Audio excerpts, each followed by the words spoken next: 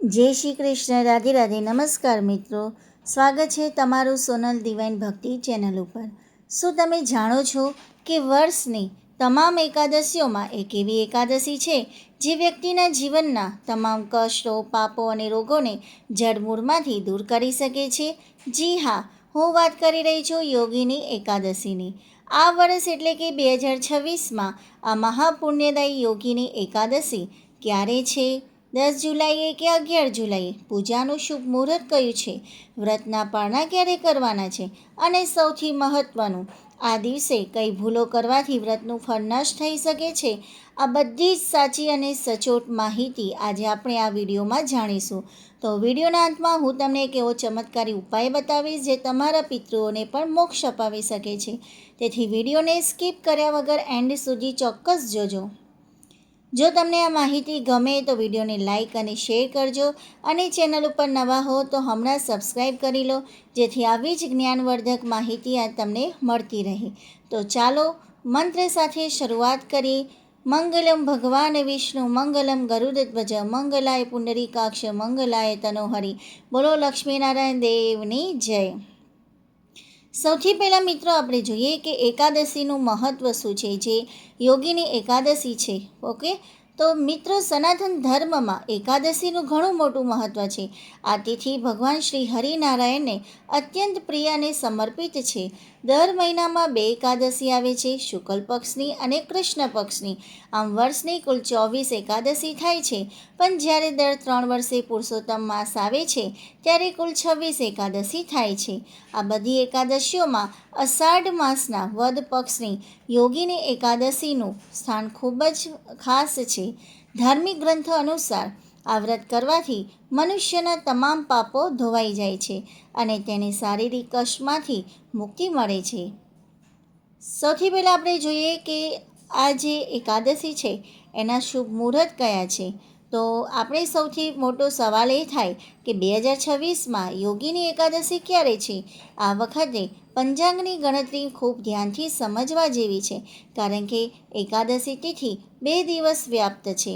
એકાદશી તિથિનો પ્રારંભ જે છે એ 10 જુલાઈ 2026 શુક્રવારે સવારે 8:10 વાગ્યેથી શરૂ થાય છે. એકાદશી તિથિને પૂર્ણાહુતિ 11 જુલાઈ 2026 શનિવારે વહેલી સવાર લગભગ 5:23 વાગે થાય છે. હવે સમજો કે વ્રત ક્યારે કરવું. સાંસારિક કે ગૃહસ્થ લોકો માટે 10 જુલાઈ 2026 શુક્રવારના રોજ સ્માર્ત એકાદશી રહેશે, કારણ કે સૂર્યોદય પછી એકાદશી બેસે છે. જ્યારે 11 જુલાઈ 2026 શનિવારના રોજ સૂર્યોદય સમય એકાદશી છે અને તે બારસ યુક્ત છે, જેને વૈષ્ણવ એકાદશી કહેવામાં આવે છે. 2 એકાદશીઓ છે, એક કહેવાય છે સ્માર્ત એકાદશી જે સૂર્યોદય પછી બેસે છે, અને એક છે સૂર્યોદય સમયે જે એકાદશી છે એ કહેવાય છે વૈષ્ણવ એકાદશી. શાસ્ત્રોમાં સ્માર્ત કરતાં વૈષ્ણવ એકાદશીને વધુ ઉત્તમ અને શુભ માનવામાં આવે છે. જો કે તમે તમારા સ્થાનિક નિયમો અને પરંપરા મુજબ બેમાંથી કોઈ પણ દિવસે વ્રત રાખી શકો છો. વ્રતના પારણાનો સાચો સમય આપણે જોઈએ કે કોઈ પણ એકાદશીનું વ્રત જે છે એ ત્યાં સુધી પૂરું નથી ગણાતું જ્યાં સુધી તેના પારણા સાચા સમય ના થાય. જો તમે ખોટા સમય પારણા કરો તો પુણ્ય મળતું નથી. તો નોંધી લો કે બંને દિવસના પારણાનો સમય જે ભક્તો 10 જુલાઈએ વ્રત રાખશે તેમને પારણા બીજા દિવસે એટલે કે 11 જુલાઈ શનિવારે બપોરે 1 વાગ્યાથી સાંજે 4:36 વાગ્યાની વચ્ચે કરવાના રહેશે. એટલે કે 1 વાગ્યાથી 4:30 વાગ્યા સુધી કરવાના રહેશે જે લોકો 10 જુલાઈએ વ્રત રાખે છે. અને જે ભક્તો 11 જુલાઈએ વૈષ્ણવ એકાદશી વ્રત રાખશે તેમને પારણા 12 જુલાઈ રવિવારે વહેલી સવારે 5:30 વાગ્યાથી લઈને સવારે 8:18 એટલે કે 8:15 સુધી વચ્ચે કરવાના રહેશે. આ સમય ખૂબ જ શુભ છે. પૂજા વિધિ અને એના વ્રતના આપણે જોઈએ કે પૂજા વિધિ જે છે કે પૂજા કેવી રીતે કરવી. એકાદશીના આગલા દિવસે એટલે કે 10મીની રાત્રે જ હળવું ભોજન લેવું. એકાદશીના દિવસે વહેલી સવારે બ્રહ્મ મુહૂર્તમાં ઉઠી સ્નાન કરી શુદ્ધ વસ્ત્રો ધારણ કરો. સૌથી પહેલાં સૂર્યનારાયણ દેવને અર્ઘ્ય અર્પો અને ગાયત્રી મંત્રનો જાપ કરો.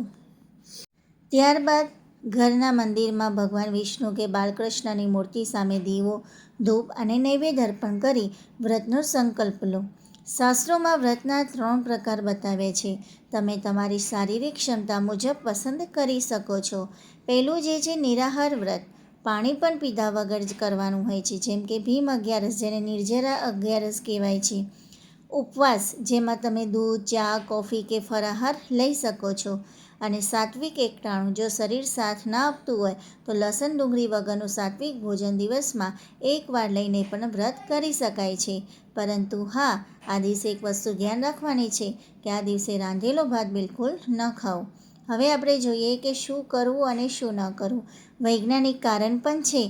આપણે સમજીએ સૌથી પહેલાં તો કે મિત્રો, એકાદશી એ ખૂબ જ પ્રભાવશાળી અને સેન્સિટિવ તિથિ છે, જે આપણા મન અને કુંડળીના ચંદ્ર ગ્રહ પર સીધી અસર કરે છે. તેથી આ દિવસે વ્રત કરો કે ન કરો, પણ કેટલીક બાબતોનું ખાસ ધ્યાન રાખવું. ચોખા કે ભાત કેમ ના ખાવા? આપણે કહીએ છીએ કે એકાદશીના દિવસે ચોખા કે ભાત નથી ખવાતા. એની પાછળનું કારણ શું છે? તો ધાર્મિક રીતે ચોખામાં આ દિવસે પાપનો વાસ માનવામાં આવે છે. જ્યારે વૈજ્ઞાનિક દ્રષ્ટિએ જોઈએ તો ચોખા ખાવાથી શરીરમાં આળસ અને ઊંઘ આવે છે. જ્યારે એકાદશીના દિવસ દરમિયાન ઊંઘવું વર્જિત છે, એટલે કે સૂઈ ન શકાય, કેમ કે રાતે જાગરણ હોય છે. બીજું આપણે જોઈએ કે આ દિવસે મસૂરની દાળ, ઘઉં, જવ અને રીંગણ ખાવાની પણ મનાય છે. ભાત તો આપણને ખબર છે કે ભાત નથી ખવાતા, પણ એ સાથે મસૂરની દાળ છે, ઘઉં, જવ, રીંગણ ખાવાની પણ મનાય છે. કોઈની નિંદા, કુથલી કે ક્રોધ ન કરવો. મનને શાંત રાખવા વિષ્ણુ સહસ્ત્રનામ કે ગીતાજીનો પાઠ કરવો. એકાદશી અને બારસના દિવસે પૂજા માટે પણ તુલસીના પાન ન તોડવા. ખાસ ધ્યાન રાખવું કે જે દિવસે 11 હોય અને એનો બીજો દિવસ એટલે કે બારસ, તો એકાદશી અને બારસના દિવસે પૂજા માટે પણ તુલસીના પાન ન તોડવા. જો જરૂર હોય તો એક દિવસ અગાઉથી તોડીને રાખવા. બીજું આપણે જોઈએ કે વિશેષ પરિસ્થિતિઓ અને પિતૃ તર્પણનો જે ચમત્કારી ઉપાય જે છે. ઘણા લોકો પૂછે છે કે સૂતક હોય કે બહેનો માસિક ધર્મમાં હોય તો શું કરવું? શાસ્ત્રો કહે છે કે આવી સ્થિતિમાં પૂજા નથી થતી, પણ મનથી વ્રત અને સંકલ્પ રાખી શકાય છે. હવે વાત કરીએ પિતૃઓના મોક્ષના ઉપાયની. આ એકાદશી પિતૃઓના નિમિત્તે દાન પુણ્ય કરવું ઉત્તમ ફળ આપે છે. જો તમે આ દિવસે શ્રીમદ્ ભગવદ્ ગીતાના 18 અધ્યાયમાંથી કોઈ પણ એક અધ્યાયનું પઠન કે શ્રવણ કરીને તેનું પુણ્ય તમારા પિતૃઓને અર્પણ કરશો તો પિતૃઓ તૃપ્ત થશે અને તમને સુખ શાંતિના આશીર્વાદ આપશે. તો સરસ મજાના આ વિડીયોમાં ઘણી બધી માહિતી તમને જોવા મળી હશે. ખૂબ જ સમય જે મુહૂર્ત છે, બધી જ માહિતી ડિટેલમાં આવી ગઈ છે. હવે આપણે જોઈએ કે અંતમાં હું એટલું જ કહીશ કે ઉપવાસ એટલે પ્રભુની નજીક રહેવું. જો ભૂખ્યા ન રહેવાય તો ચિંતા ના કરશો. ઘણીવાર આપણને એમ હોય છે કે મારાથી ઉપવાસ નથી થતા, પણ એમાં ચિંતા કરવાની જરૂર નથી. અગર તમારાથી ભૂખ્યા ન રહેવાય તો ચિંતા ન કરો, બસ મનથી ભગવાનનું સ્મરણ કરો. અને આજે ગાય માતાની સેવા ચોક્કસ કરજો 11ના દિવસે. અને ગાય માતાને તમે ચારો પણ નાખી શકો છો, રોટલી અને ગોળ ખવડાવી શકો છો, એ પણ તમે કરી શકો છો. અને તમે કોમેન્ટ બોક્સમાં જરૂરથી જય શ્રી હરિ, જય વિષ્ણુ ભગવાન, જય શ્રી કૃષ્ણ જરૂરથી લખજો. અને તમને આ વિડીયો કેવો લાગે એ પણ જણાવજો. વિડીયો ગમ્યો હોય તો લાઈક શેર જરૂરથી કરજો. મળીએ નવા વિડીયોમાં. ત્યાં સુધી ધન્યવાદ અને જય શ્રી કૃષ્ણ. રાધે રાધે.